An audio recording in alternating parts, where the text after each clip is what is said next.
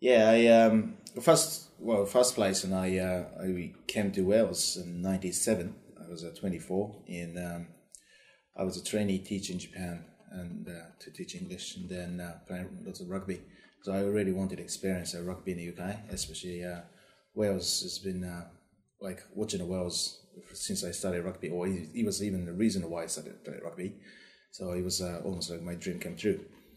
So I ended up in Pembrokeshire and teaching at the Milford Haven Comprehensive School during the day, and I played rugby for a club called the Neyland locally, and so that's how I got engaged with Wales. And, so it was great fun. I stayed there 1 year and a bit, and had a really great season. Then I went back to Japan and was teaching English. Then a few jobs, and after that, then I was introduced to someone who wanted to set up a company or branch in the UK, and I got the job there. So somehow I managed to get back to Wales in 2001 to run a translation company, and then I played rugby there, so in the Cardiff. First of all, London Rugby Club, then Cardiff High School, all the boys, until like 30 years old something, and yeah, this is great. And during the time, my boys were born in Cardiff, so pretty much I consider Wales my second home.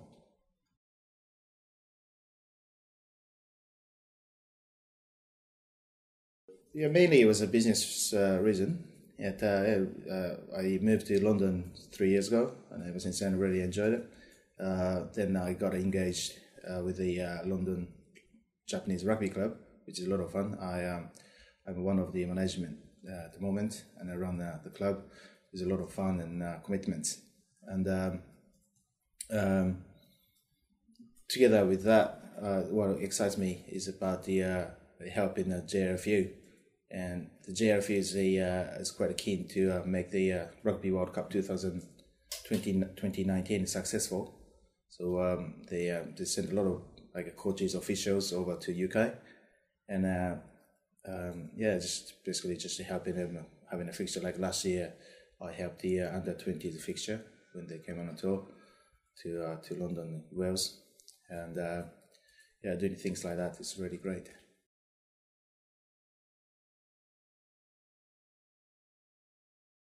I think it's great. They started last year, and I heard that the weather wasn't great in the first day and didn't attract a lot of people. As far as I spoke to my friends, and or I read an article or something about an event, and it still has a lot to improve.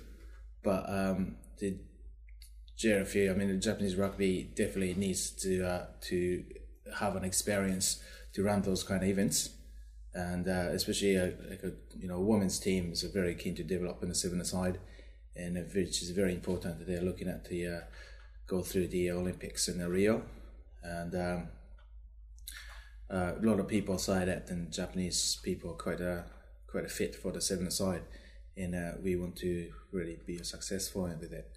So people support that, but definitely needs a lot to improve.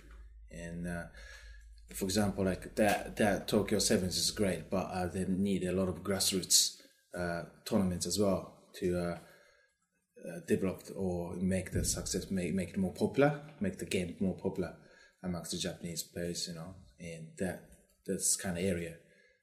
Grassroots is really key to be more successful and gain more popularity in Japan, I believe.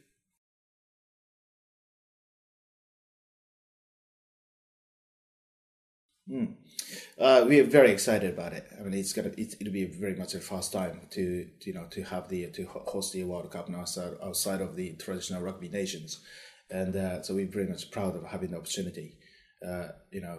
Obviously the people in JRFU are very much busy to make it successful, and learn a lot of things from UK or Australia and New Zealand, but. For the players and the fans, they all talk about it, and there are a lot of we need that, and we need to develop the rugby as a culture more like, and the JRFU is busy to develop the team itself, but maybe that we are keen to develop in the grassroots and the fan base and the kids rugby, mini rugbies, and especially myself would have been living in London. Rugby World Cup is going to be hosted in England in 2015, then in Japan. So we believe that we can do something about it in this sequence. And so it's really the timing is great, and we very much hoped. Initially, we were hoping that we could host the World Cup in 2011 last year. Actually, I was involved in a bidding team to host the World Cup in 2011. I helped the JRFU in having arranged the meeting between the JRFU and the WRE, for example. It was not successful for many reasons, probably, but I think in 2019 is the right time to do it, and so we are very much excited about it.